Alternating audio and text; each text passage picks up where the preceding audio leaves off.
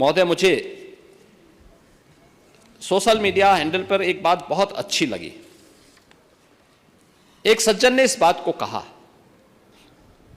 और उसने जो लोग महाकुंभ का विरोध कर रहे थे उनके बारे में उसने बहुत सटीक टिप्पणी की।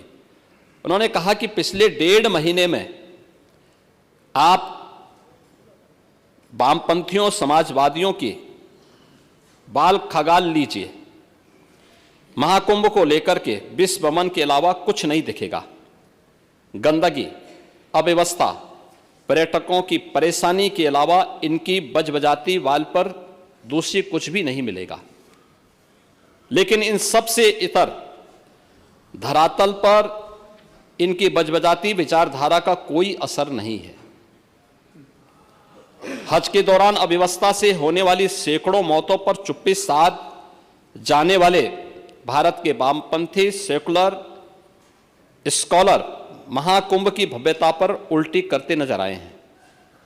हर बार इनकी कोशिश महाकुंभ को बदनाम करने और फेल करने की रही, लेकिन ऐसे तमाम लोगों की मंशा को दरकिनार करते हुए करोड़ों लोगों ने आस्था की डुबकी लगा करके इनके जले पर नमक छिड़कने का ही काम किया। उन्होंने आगे लिखा है कि महाकुंभ के दौरान दुखद हादसा हुआ, इसके बाद भी आस्था और विश्वास तमाम परेशानियों पर भारी पड़ी। तीर्थयात्री समस्त परेशानियों और मुश्किलों का पहाड़ चढ़कर भी प्रयागराज महाकुंभ पहुंचे, वहां से स्नान कर खुशी खुशी वापस लौटे। रिश्तों के जटिल समीकरण का परिभाषा गढ़ता महाकुंभ अब समारोह की ओर है, लेकिन यहां से निकला संदेश हर सनातन के मन में अमिट छाप छोड़ गया है, जो वर्षों तक लोगों की बतकही और कहानियों में जीवंत रहेगा।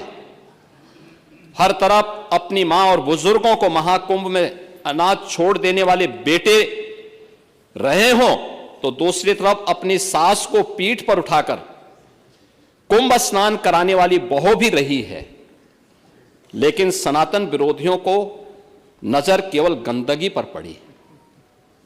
मैं अध्यक्ष महोदय वह चित्र लेके आया हूं। ये देखिए, एक बहू है, अपनी सास को पीठ पर लाद करके जा रही है महाकुंभ स्नान करने के लिए।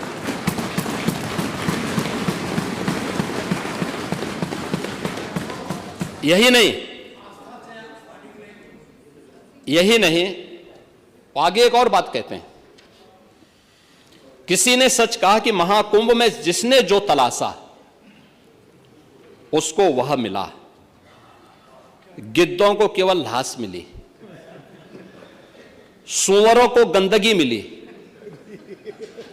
संवेदनशील लोगों को रिश्तों की खूबसूरत तस्वीर मिली, आस्थावानों को पुण्य मिला, सज्जनों को सज्जनता मिली, गरीबों को रोजगार मिला, अमीरों को धंधा मिला, श्रद्धालुओं को साफ सुथरी व्यवस्था मिली, पर्यटकों को अव्यवस्था मिली, सद्भावना वाले लोगों को जाति रहित व्यवस्था मिली, भक्तों को भगवान मिले।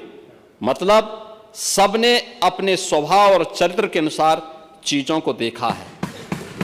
एक ही घाट पर सभी जाति वर्ग के तीर्थयात्री स्नानार्थी बिना किसी भेदभाव के नहाते रहे। सनातन की सुंदरता आखिर समाजवादी और वामपंथियों को कैसे नजर आएगी? लेकिन इनके द्वारा लगातार किए जाने वाले प्रश्न इनकी नियत को ही संदेह के दायरे में खड़ी करती है।